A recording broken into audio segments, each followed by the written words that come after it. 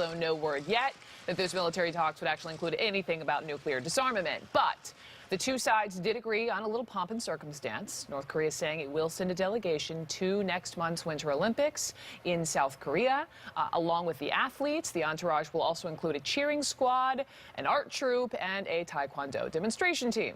Let's discuss. Bruce Klingner with us from the Heritage Foundation, who is the former chief of the CIA's Korea branch. Good to have you back, Bruce.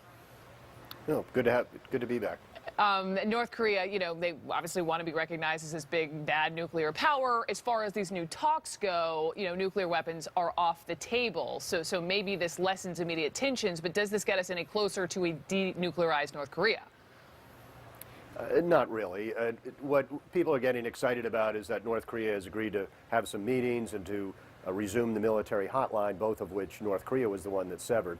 Also, it's striking that for decades, the international community shunned South Africa from attending Olympics when it had its apartheid regime, and yet is so eager to get North Korea into the Olympics. So the talks, they're a good step forward, but we hope that North Korea will actually change its behavior and begin complying with the many international resolutions calling for it to denuclearize.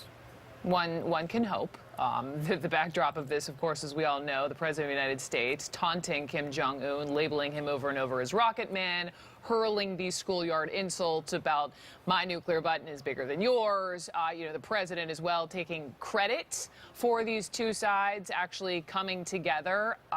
Do you see it? Does Trump deserve any of that credit, or is this really about the North and the South and their issue on the peninsula? Yeah, the international effort against North Korea really has had an impact on North Korea, and Kim Jong-un even admitted as much during his annual New Year's Day speech. So the Trump administration, continuing the previous administration's policies of sanctions and targeted financial measures, I think have had an impact. There's still more we can be doing, even unilaterally using U.S. law. But also North Korea, as they do every year in the New Year's Day speech, extends an olive branch to South Korea. What's different this year is that the South Korean president is much more eager to grasp at that olive branch. South Korea was really deadly afraid of some kind of provocation during the upcoming Olympics. So they were asking the U.S. to postpone bilateral military exercises, which the U.S. finally agreed to do. So they'll be postponed, not canceled.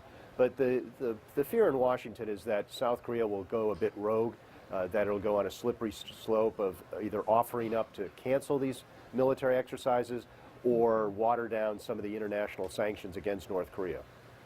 At Olympic Games just next month, and as we mentioned, South Korea. Bruce Klingner will continue the conversation another time. Thank you so much. We are standing by for that White House Daily Briefing. We'll take it live. And for the past